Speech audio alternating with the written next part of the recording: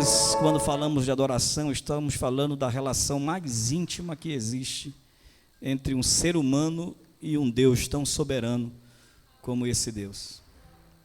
É a relação mais íntima, mais intensa, mais poderosa, mais legítima e mais amada por Deus, porque foi para isso que Deus criou o homem.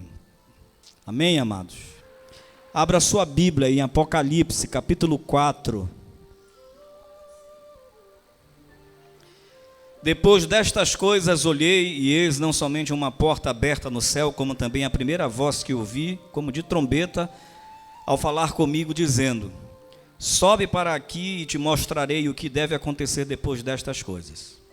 Imediatamente eu me achei em espírito, e eis armado no céu um trono, e no trono alguém sentado. E esse que se acha sentado é semelhante no aspecto à pedra de jaspe, de sardônio, e ao redor do trono há um arco-íris, semelhante no aspecto à esmeralda. Ao redor do trono há também 24 tronos, e assentados nele 24 anciãos vestidos de branco, em cujas cabeças estão coroas de ouro. Do trono saem relâmpagos, vozes e trovões, e diante do trono ardem 7 tochas de fogo, que são os 7 Espíritos de Deus. Há diante do trono um como que mar de vidro, semelhante ao cristal. E também no meio do trono e à volta do trono 4 seres viventes, cheios de olhos por diante e por detrás. O primeiro ser vivente é semelhante a leão, o segundo semelhante a novilho, o terceiro tem o rosto como de homem, e o quarto ser vivente é semelhante à águia quando está voando. E os 4 seres viventes, tendo cada um deles respectivamente 6 asas, e são cheios de olhos ao redor e por dentro, não tem descanso nem de dia nem de noite, proclamando: Santo, Santo, Santo é o Senhor Deus, o Todo-Poderoso, aquele que era e que é e que há de vir.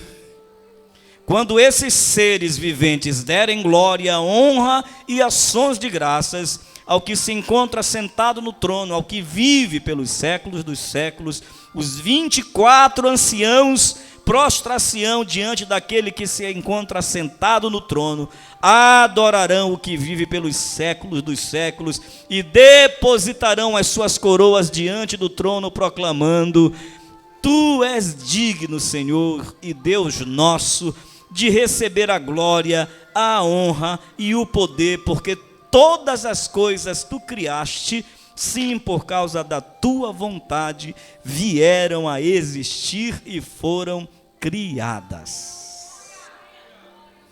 Amado Senhor, Criador de todas as coisas, nós sujeitamos-nos diante da tua presença, sujeitamos a nossa sabedoria, o nosso entendimento, o nosso intelecto, as nossas emoções, as nossas vontades, sujeitamo-nos diante da tua palavra nesta noite, para que tu venhas de maneira poderosa ministrar a cada um de nós, e ninguém saia daqui nesta noite sem ter tido uma experiência profunda e verdadeira contigo, experiência de adoração genuína neste lugar, em nome de Jesus, amém e amém. Queridos, sempre que nós lermos Apocalipse, nós sempre vamos nos achar de um livro de mistérios. Apocalipse é um livro escatológico, é um livro que proclama acontecimentos que nós iremos viver no arrebatamento, na vinda do Senhor Jesus.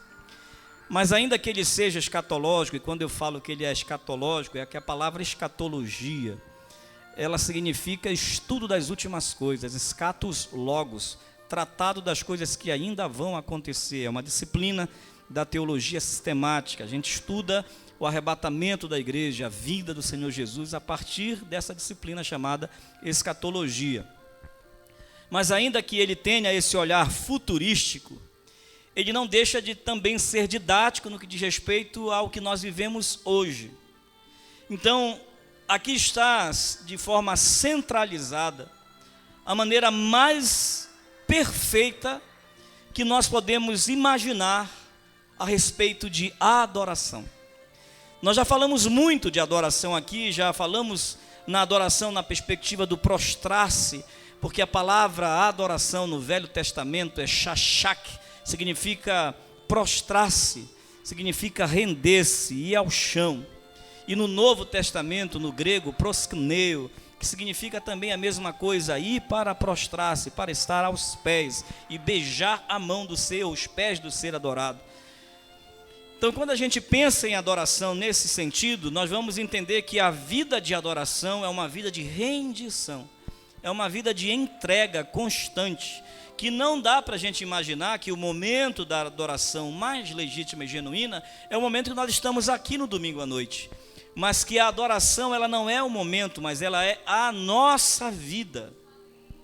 E quando falamos de adoração congregacional, quando nós falamos da igreja enquanto seres que adoram ao Senhor, numa unidade de intenção, numa unidade de afeto, numa unidade de fé, olhando para aquele que é o Rei dos Reis e Senhor dos Senhores, nós tomamos por base para a nossa prática de adoração, para o nosso culto e serviço de adoração, o que acontece nos céus.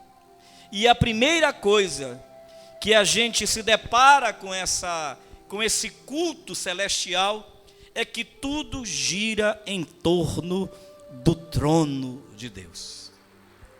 Que nada do que acontece ali é motivado por qualquer agente externo.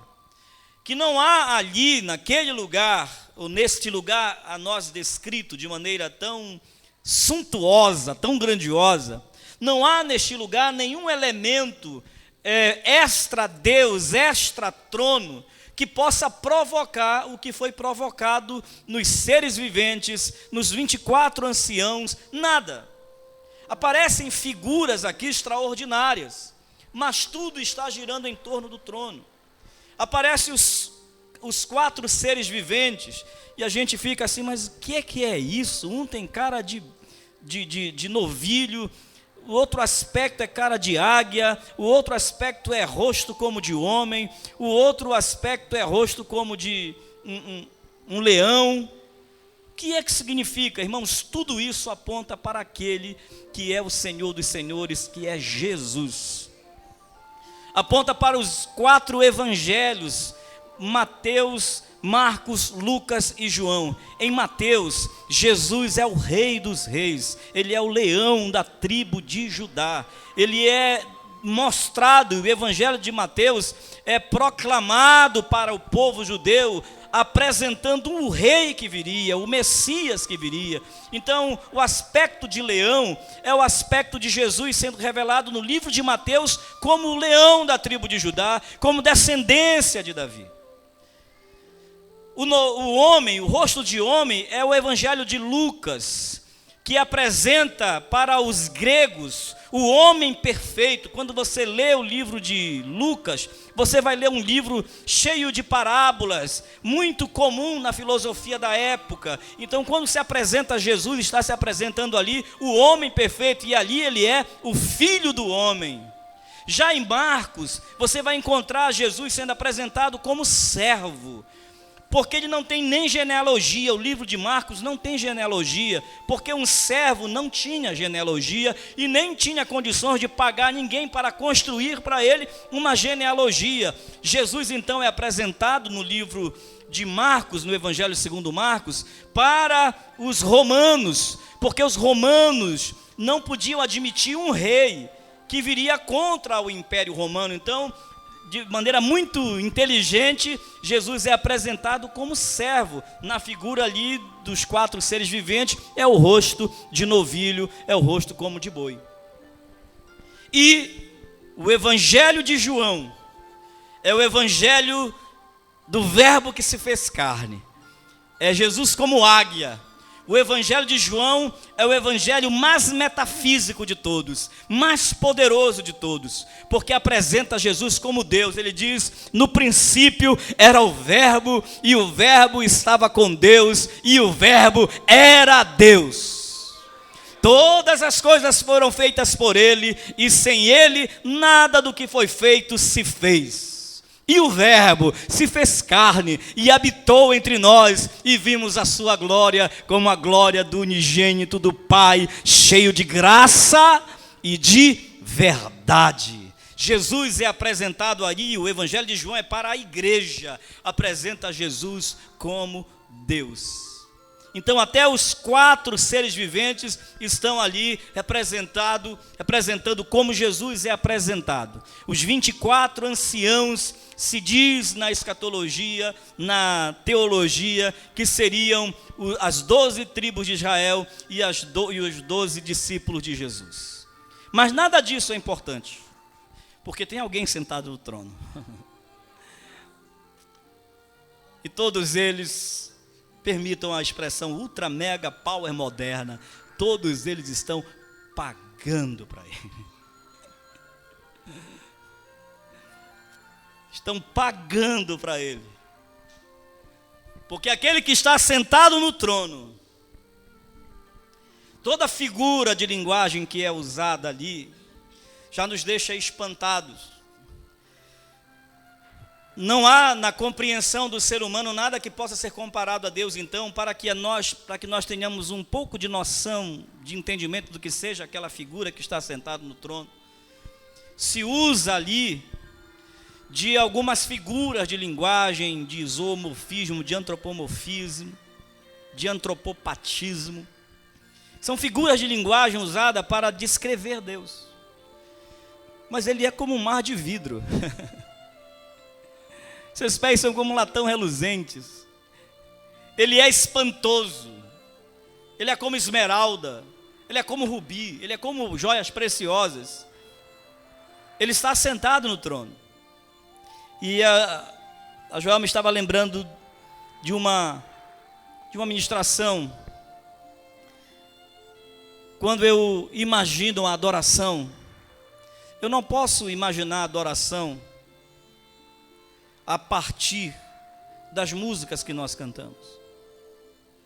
Que a adoração não tem a ver com nada que é externo.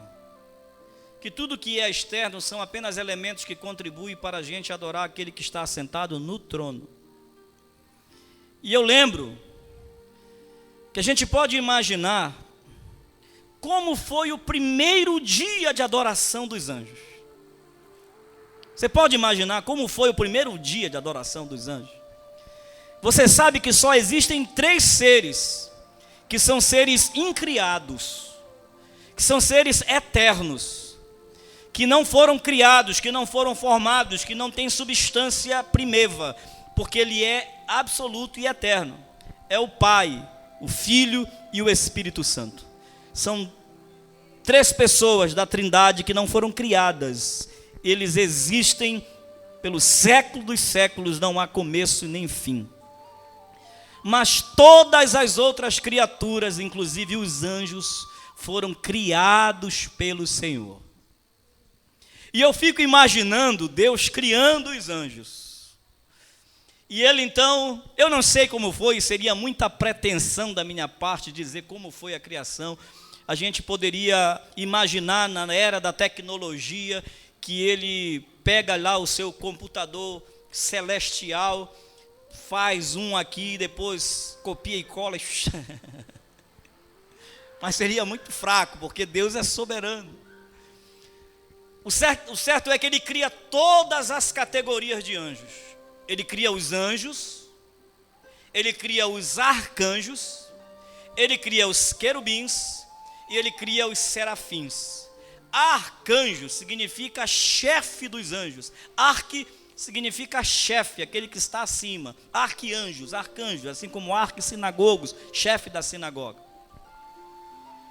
E ele vai criando. Assim como ele fez o homem, lembra como ele fez o homem do pó da terra e formou? E o que foi que ele fez? Ele soprou em suas narinas. Ele cria os anjos. E eu posso imaginar o ambiente celestial cheio daquelas figuras, sem vida, sem nada. Estão só ali aquele exército infinito de anjos, arcanjos, querubins, aqueles que estão ali na frente. E ele cria todos. e todos aparecem. Imaginam estarem de olhos fechados.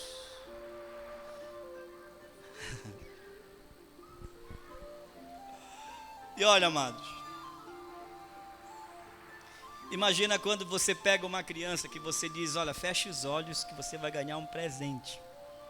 Aquele presente tão sonhado. E você põe a mão e você diz: agora olha. Tem criança que só faz assim, ó. Não é? Mas tem algumas crianças que rodam, que pulam.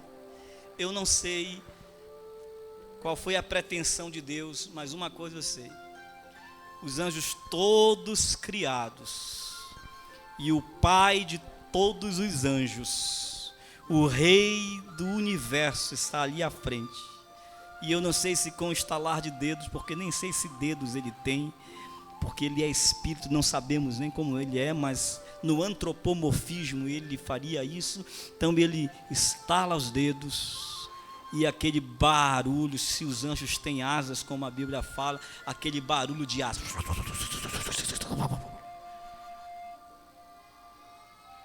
E todos abrem os olhos simultaneamente, e a única coisa que eles veem é o Senhor assentado no trono. E só o que eles souberam dizer foi: Santo, Santo, Santo, Santo, Santo, Santo, Santo, Santo, Santo.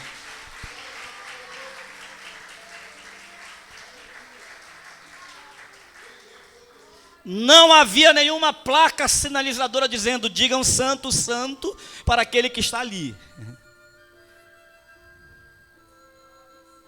Foi só o deparar-se com Deus. Foi só o enxergar o Criador. Foi só ver o Rei que estava sentado no alto e sublime trono. Não precisou ninguém dizer: olha, assim que vocês abrirem os olhos. Ninguém abre o olho agora, atenção. Assim que vocês abrirem os olhos, tem uma figura lá no central, no trono. Quando vocês abrirem os olhos, vocês têm que dizer: não, não precisou. Porque a adoração, ela é resposta à presença de Deus, querido. Adoração não é por causa da música que se canta. A música que se canta que é uma resposta de adoração a Deus. Não é ela que me faz adorar. O que me faz adorar é a consciência de que aquele que está sentado no alto e sublime trono está presente em nosso meio.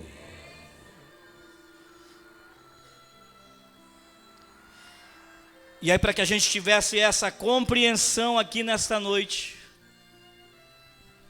João é levado num arrebatamento para enxergar esta cena da adoração celestial.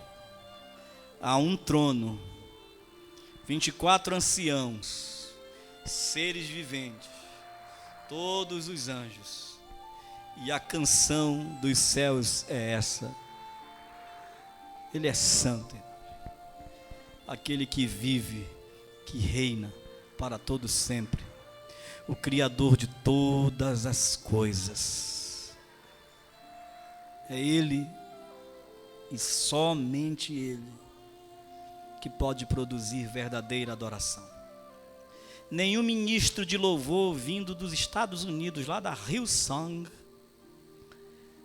tem condições de produzir adoração.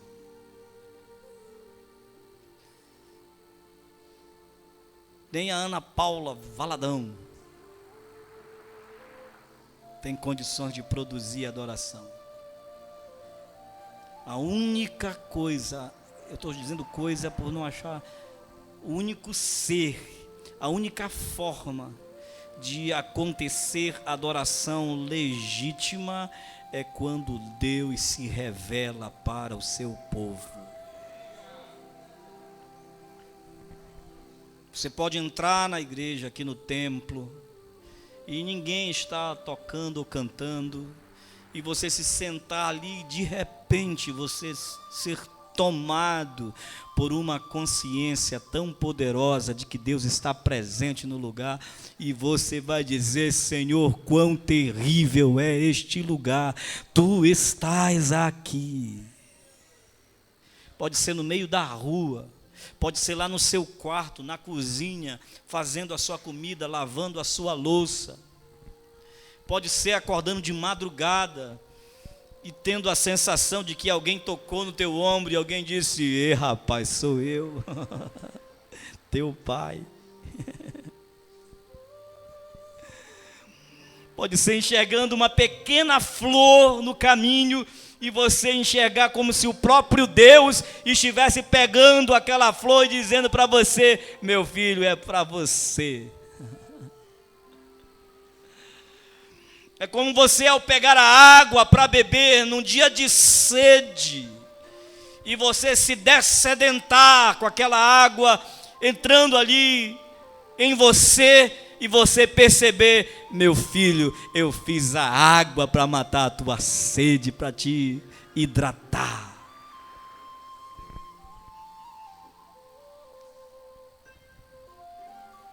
Mas isso só pode acontecer, queridos, quando nós desenvolvemos um relacionamento com o trono de Deus. Sabe por que a igreja está tão fria ultimamente? Quando eu digo igreja, eu estou dizendo a igreja evangélica no país. Porque a igreja está indo para o celeiro e não para o trono. A igreja está atrás do celeiro, está atrás da prosperidade, está atrás da cura, está atrás do emprego, está atrás do pastor que abençoa, que faz aparecer dente de ouro, que faz emagrecer, que faz engordar, que faz ficar mais alto. Ainda não vi um, ainda não encontrei um por aí pelo caminho.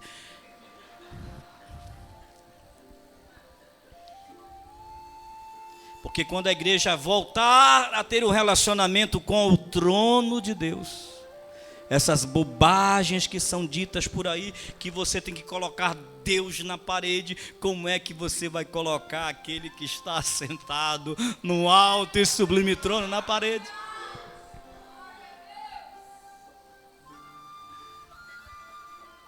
Quando a igreja voltar a se relacionar com o trono de Deus, ela não será altiva, ela não encherá o peito achando que ela é melhor do que os outros. Quando a igreja voltar a se relacionar com o trono de Deus, esses pastores bandidos que estão aí enganando a igreja vão ser depostos ao chão, que estão extorquindo o dinheiro da igreja, que estão posando de celebridades internacionais, vão ao chão, vão sair da frente, porque quando o Rei dos Reis estiver reinando sobre a igreja, qualquer outra luz será ofuscada e só a sua luz brilhará. Quando a igreja voltar a se relacionar com o trono de Deus, ela voltará a ser uma igreja adoradora. Quando ela voltar a se relacionar com o trono de Deus, ela vai ser uma igreja temente, uma igreja santa, uma igreja viva. Não vai ser clubinho de celebridades gospel. Quando ela voltar a se relacionar com o trono, ela estará se relacionando com a glória densa de Deus.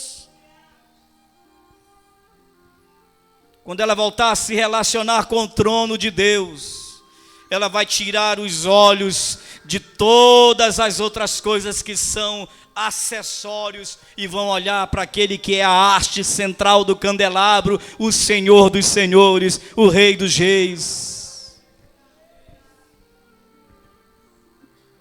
Para que a nossa adoração seja genuína, o nosso cristianismo seja autêntico e verdadeiro, nós precisamos voltar para o trono de Deus.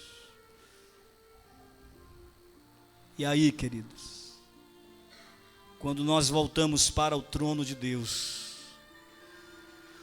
nós não temos mais outra coisa a fazer senão dizer: Santo, Santo, Santo, Santo, Santo, Santo.